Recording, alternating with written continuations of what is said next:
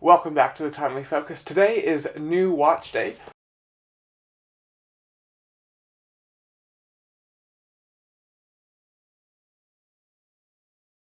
Got a quick unboxing going on, but what we have here is a new watch from a company called Praesidus.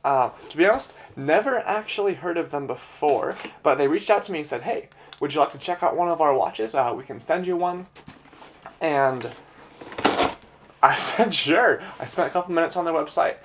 Their watches looked actually pretty cool. I get lots of emails with lame watches that people want me to review, but these ones actually looked pretty sweet.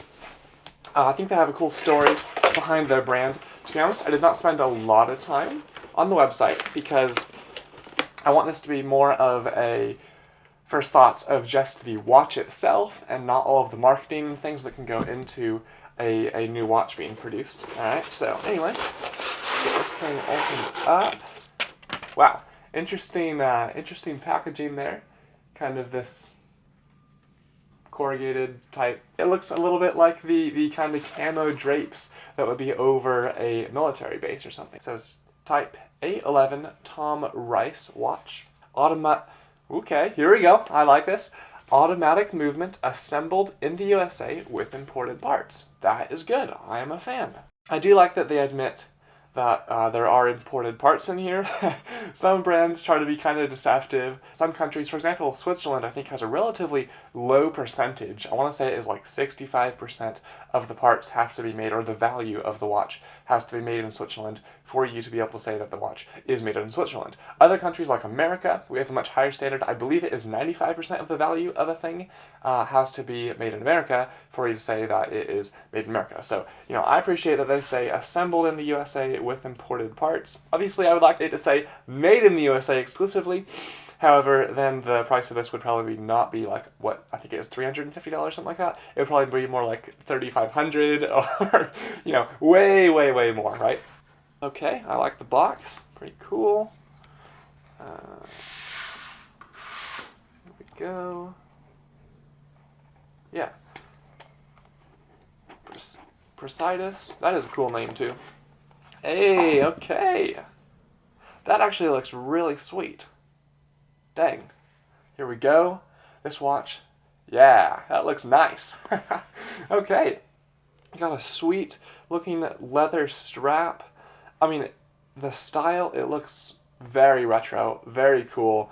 Definitely something out of World War II, which I think is quite cool.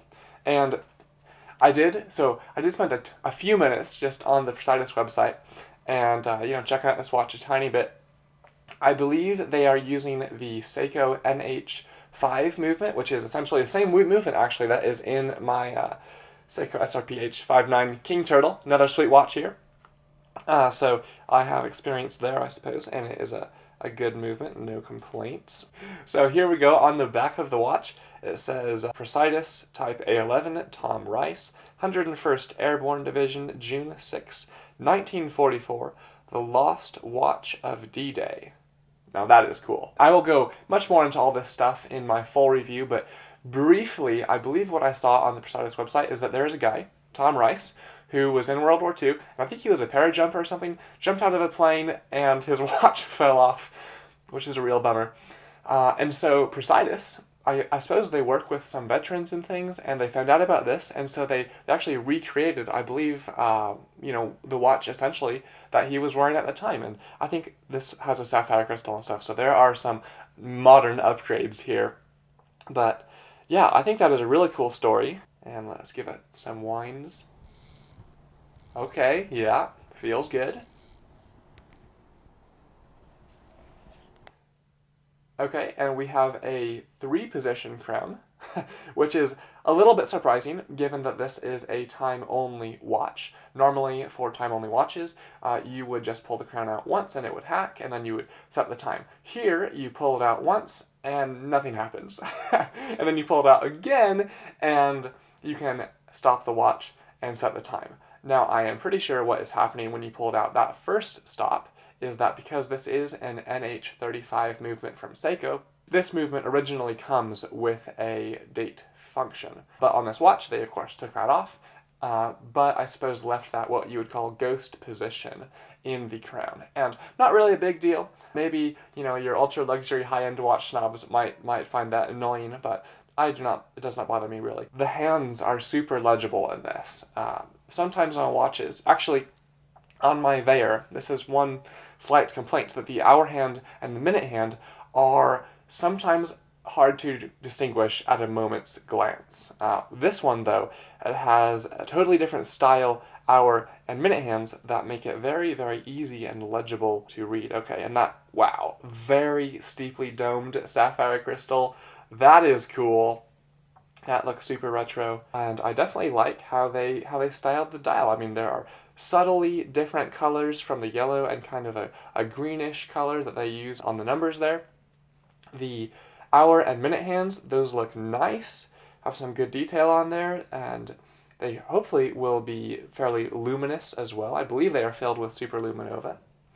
One thing that does stick out to me on this watch, ironically, is something that is not on the watch, and that is the branding on the front of the watch.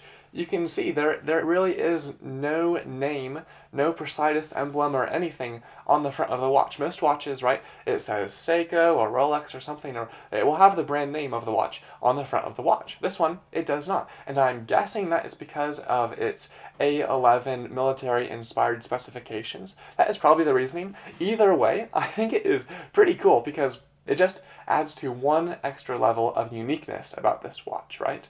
Overall, this thing looks pretty cool. Gotta like it. The band looks nice. It has a great vibe going on.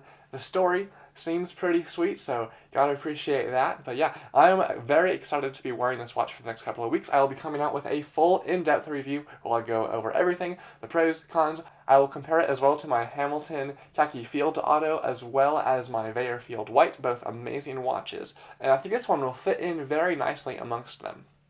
So stay tuned for that. I'll be enjoying this in the meantime. Thank you to Praesidus for sending me this watch. I am looking forward to giving it a wear and checking it out for the next couple weeks. All right.